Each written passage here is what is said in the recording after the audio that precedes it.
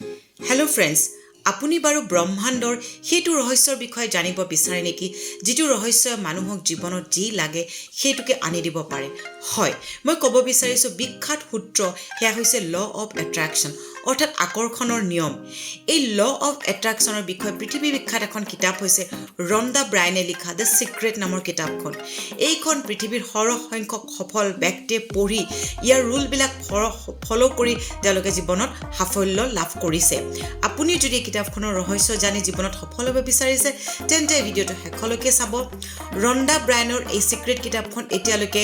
30 মিলিয়নতকৈও বেছি মানুহে পঢ়িছে আৰু পৃথিৱীৰ 50টাতকৈও বেছি ভাষালৈ এই কিতাপখন অনুবাদ কৰা হৈছে তেন্তে নিশ্চয় এইখন এখন লেখত ল'বলগীয়া কিতাপ নহয় জানো যদি আপুনি প্ৰথমবাৰ মোৰ চেনেলটো চাইছে তেন্তে চেনেলটো সাবস্ক্ৰাইব কৰি দিব এটো মোৰ নতুন চেনেল য'ত মই পৃথিৱী বিখ্যাত কিতাপ যি আমাৰ জীৱন হলনি কৰি দিব পাৰে সেইবোৰ কিতাপ মই অসমীয়া ভাষাত সাৰাংশ আগবঢ়াম গতিকে আৰম্ভ কৰিছো সিক্ৰেট বুকখনত কোৱা হৈছে যে আমি জীৱনত যি বিচাৰো সেই সকলো বস্তু পাব পাৰো ল অফ এট্ৰাকচন ব্যৱহাৰ কৰি আৰু কেনেকৈ আমি ল অফ এট্ৰাকচন ব্যৱহাৰ কৰিব পাৰো হেয়া হৈছে আমাৰ চিন্তাধাৰা বা থট প্ৰসেছক এটা নিৰ্ধাৰিত পজিটিভ ডাইৰেকশনছ দি পেলাই আসলতে আমাৰ মস্তিষ্ক হৈছে এটা চুম্বকৰ দৰে আৰু আমি যি ভাবো সেই আমাৰ জীৱনলৈ আকৰ্ষণ কৰি আনিব পাৰো আৰু অলপ সহজ কৰি বুজাই দিছো আমাৰ এই ইউনিভাৰ্স বা বিশ্ব ব্ৰহ্মাণ্ডত সকলো বস্তু শক্তি বা এনাৰ্জিৰ ৰূপত আছে সাকসেছৰ এটা বেলেগ তৰংগ ফ্ৰিকুৱেন্সি আৰু ফেইলাৰৰ এটা বেলেগ ফ্ৰিকুৱেন্সি সব বস্তুৱে বেলেগ বেলেগ তৰংগ বা ফ্ৰিকুৱেন্সিত থাকে আৰু আমাৰ মগজুটোক যদি আমি এটা ৰেডিও চেণ্টাৰৰ লগত তুলনা কৰো তেন্তে যেনেকৈ ৰেডিও চেণ্টাৰত ফ্ৰিকুৱেন্সি মিলালে আমি বেলেগ বেলেগ চেণ্টাৰ আমি গান শুনিব পাৰো প্ৰগ্ৰাম শুনিব পাৰো ঠিক তেনেদৰে আমাৰ মগজুটো যদি সাকসেছ বা সফলতাৰ তৰংগৰ লগত মিলা চিন্তাধাৰে ভৰাই দিও তেন্তে সফল হলে আমাৰ জীৱনত কি হ'ব সেইবোৰ যদি আমি মনৰ ছবিত কল্পনা কৰি তাৰ আনন্দ মনত আগৰ পৰা অনুভৱ কৰিব পাৰো তেন্তে ইউনিভাৰ্স বা ব্ৰহ্মাণ্ডই আমাক ঠিক তেনেকুৱা পৰিস্থিতি লৈ যাবলৈ বাস্তৱত লাহে লাহে সকলো সম্ভৱ কৰি তুলিবলৈ ধৰে আমাৰ মনে যেটোৰ বিষয়ে দিনে ৰাতি ভাবিবলৈ আৰম্ভ কৰে সেইটোৱে জীৱনত আকৰ্ষণ হিচাপত আহিব ধৰে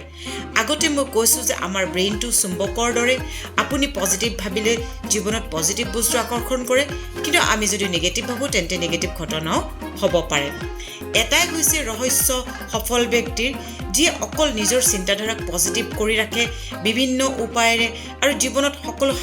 হাসিল কৰে তেওঁলোকক যি লাগে আৰু আপুনি দেখিব ধনী মানুহবোৰ সদায় ধনী হৈ গৈ থাকে কাৰণ তেওঁলোকে সদায় ধনী হোৱাৰ কথাকে ভাবে সিক্ৰেট মানে সফল হোৱাৰ তিনিটা ষ্টেপ আছে প্ৰথম হৈছে আস্ক মানে আপুনি বিচাৰক আপোনাক কি লাগে দ্বিতীয় হৈছে বিলিফ আপুনি বিশ্বাস কৰক আপুনি যে হেতু পাব আৰু তৃতীয়টো হৈছে আপুনি ৰিসিভ মোডত থাকক মানে আপোনাৰ মনটো গ্ৰহণযোগ্য কৰি তোলক এই তিনিটা ষ্টেপ যদি আপুনি ফলো কৰে তেতিয়াহ'লে জীৱনত আপুনি যি বিচাৰে সেইটোকে পাব সক্ষম হ'ব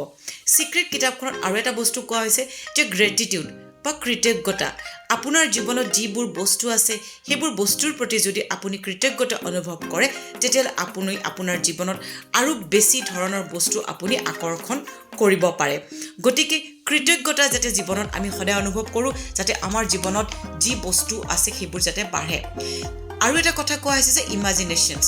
আমাৰ জীৱনত কি লাগে সেইবোৰ বস্তু আমাৰ মনৰ ছবি জগতত আগতেই এটা কাল্পনিক ৰূপত আহি যাব লাগিব যে কেনেকুৱা ধৰণৰ আমাক ঘৰ লাগে কেনেকুৱা গাড়ী কেনেকুৱা চাকৰি